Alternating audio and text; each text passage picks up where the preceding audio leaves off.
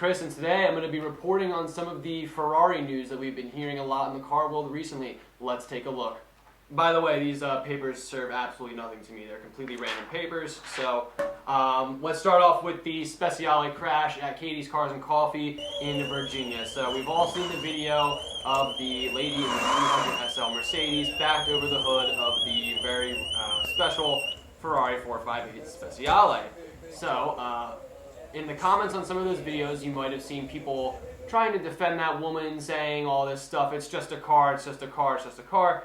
What people fail to understand is a Ferrari is obviously a lot different from your average Toyota Camry. It's a car with a ton of value, particularly the Speciale, because it is the hyper-performance version of the 458, and that's a car that carried an MSRP of about $350,000 most likely. So, and obviously if you check DuPont Registry, you can see their values are a little bit up right now, a little inflated. They're about, I think, $419. I keep seeing them around that, like $420K. So. It's not that simple that it's just a car and you just get it fixed. This person spent a crap ton of money to get this car, and now its value is kind of, going down, not good. So basically, getting this car repaired means it's going to have an R title. That is if he does it through insurance, which means the value of the car goes down completely. So obviously, if you got your Ferrari ran over by a car, you would be pretty angry. Not only because your car is destroyed, but because the value has now depleted completely. Not completely, but quite a bit. So, all those people that fail to recognize the whole idea of the depreciation that car is going to take, the hit that the value is going to take, it's you got to realize that is a severe issue in that case. And not to mention, you can't just take that car to your local dealership. Oh yeah, take it to your Ferrari dealership down the road and go get it fixed in like 2 or 3 days, and you'll be good to go. All those parts have to be special ordered from Italy, stuff like that. It takes a long time to do. So this person's going to be without their car for a little bit of time now. So that is issue number 1.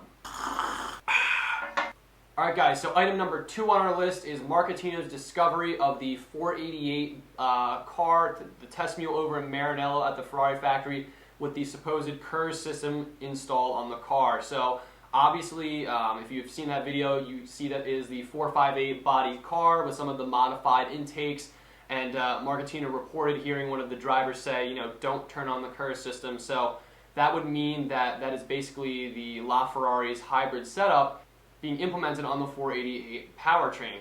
So essentially what the Kers system is it's simply put a hybrid system that Ferrari has engineered. They started this on the 599 body with the High Kers prototype in Verde Kers. It was that really cool green color. So then they brought that Kers system over to the LaFerrari. So now they will be, hopefully putting it into the 488.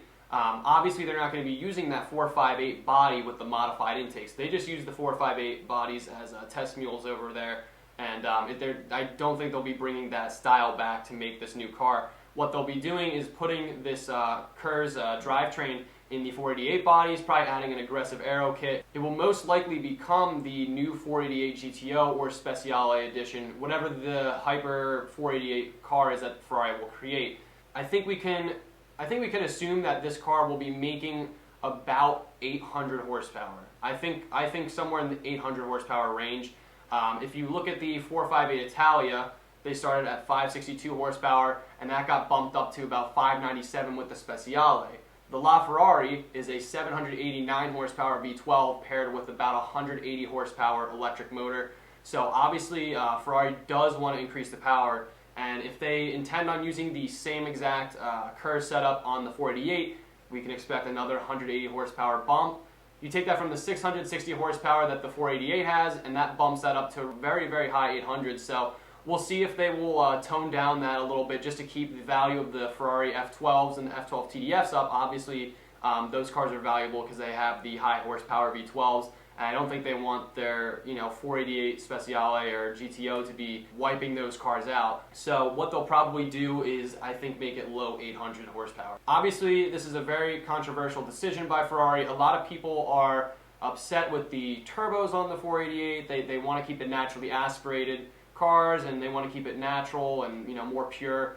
But obviously, with the way that the world is changing with EPA laws and restrictions, there's no way that they can make 800 horsepower, 900 horsepower cars, 1,000 horsepower cars without the help of turbos and batteries to keep the emissions down. So if you look at it on the bright side, the cars are obviously going to be making a lot more power, they're greener, and the electric Kers system is instant torque right off the lines. That's obviously super helpful in terms of acceleration. So there's really a lot of benefits to it as well. So I think it'll be very, very cool to see what Ferrari does with it. Item number 3 to talk about is the guy from Florida who is suing Ferrari for not being allowed to purchase the LaFerrari Spider. So if you have read any of the article, perhaps you watched Alejandro's video about that, the Hotbox Hot Topic video where he addressed that. This guy wanted to purchase one.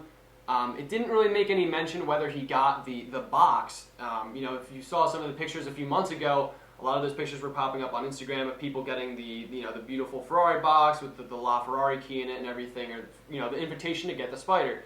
If you did not get one of those boxes, you were simply not going to get one of those cars. And from what it seemed in the article, he found out that Ferrari was producing the LaFerrari Spider, and he asked to buy one. If you find out that Ferrari is making a car that is limited production, or that they're just making one in general, and you find out at the same time as the general public, it's already way too late. It's way, way, way too late.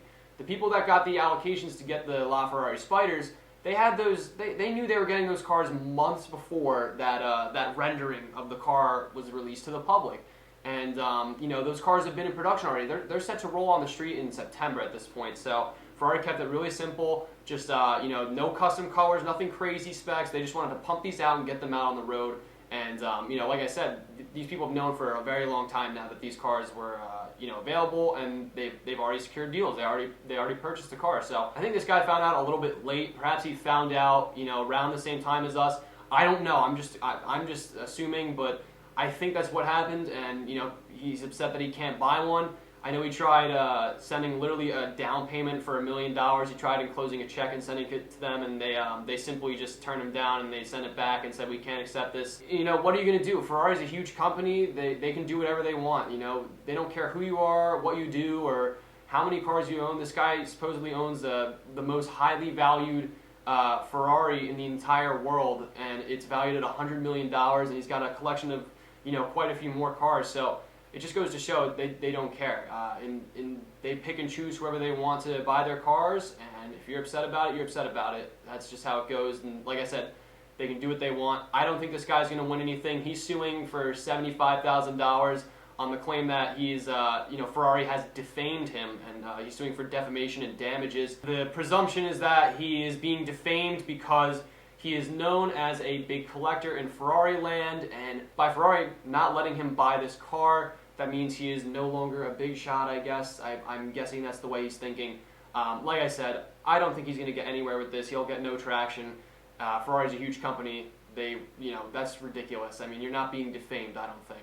I think he could have at least thought of a better excuse than that. So, alright guys, so I enjoyed making this little video and sharing with you guys some news, especially about Ferrari. I love Ferrari. They're probably my favorite exotic car brand out there. So, reporting some of this news to you guys, sharing my opinion, it's always fun to do. I would appreciate if you guys left a comment below with your thoughts, any knowledge or information that you guys have. And if you enjoyed this video, be sure to like it, and I'll make some more news segments in the future if there are any crazy controversial news stories with cars in the future. So if you haven't already, be sure to subscribe to my channel for more future videos. Got that Porsche GT2 video coming tomorrow. I'll be reviewing that over at my local Porsche dealership. That car is an absolute widowmaker, so be sure to watch me nearly die probably driving it. And I'm just kidding, but subscribe to my channel if you want to see that and more awesome car videos. Thank you guys so much for watching. Take care.